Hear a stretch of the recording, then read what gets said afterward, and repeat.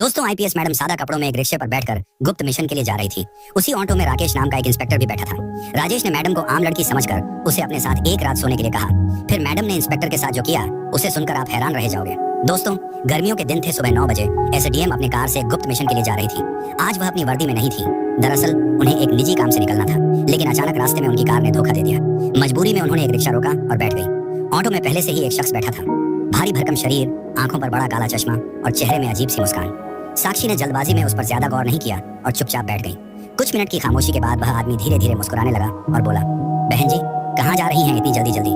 साक्षी ने बिना कोई भाव बदले शांत स्वर में कहा, काम से जा रही हूँ। थोड़ी देर वो चुप रहा, लेकिन उस शख्स की आंखें अब भी उसी पर टिकी थी।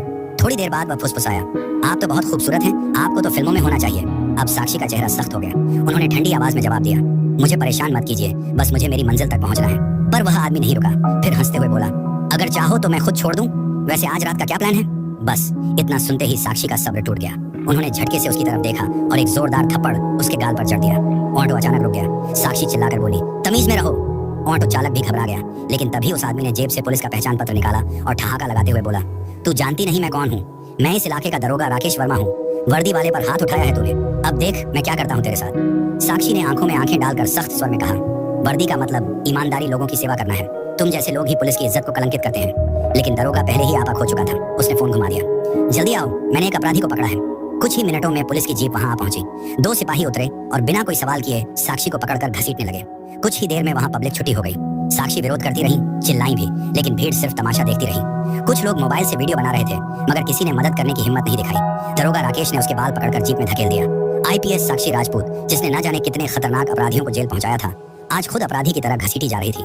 उसकी आंखें गुस्से से जल रही थी। उनमें जरा भी डर नहीं था। बस मन ही मन उन्होंने ठान लिया था, अब इस सिस्टम को भीतर से साफ करना ही होगा।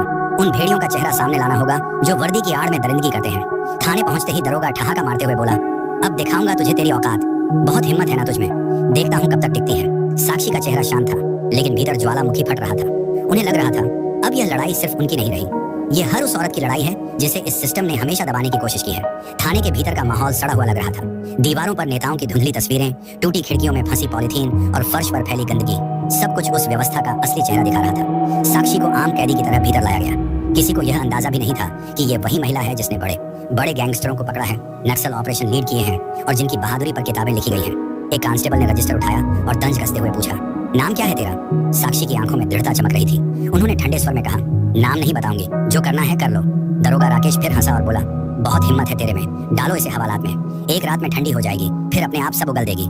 सिपाहियों ने जबरन उसे महिला हवालात में धकेल दिया। लोहे की भारी सलाखें जोर से बंद हुई। उस पल साक्षी राजपूत की पहचान जैसे मिटा दी गई हो। अब वह सिर्फ एक बेनाम कैदी थी। हवालात के भीतर घना